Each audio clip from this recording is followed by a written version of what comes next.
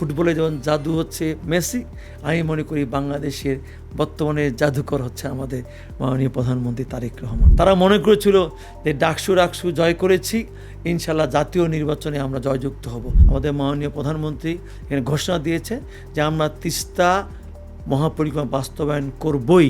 আগামী দিনে বাংলাদেশকে মরুভূমিতে রক্ষা করতে হয়, আগামী দিনে বাংলাদেশকে বাঁচাতে হয়, তাহলে খাল খনন ছাড়া আর কোনো অল্টারনেটিভ নাই। বাংলাদেশ নদীমাতৃক দেশ, আপনাকে মনে রাখতে হবে এই বাংলাদেশে 1400 নদী ছিল। পদ্মা ব্যারেজ আমাদের জন্য একটা চ্যালেঞ্জ, এইটাই তোমাদের শেষ সুযোগ। তোমরা যদি এই যুদ্ধে জিততে না পারো তাহলে আর তোমাদের অস্তিত্ব থাকবে না।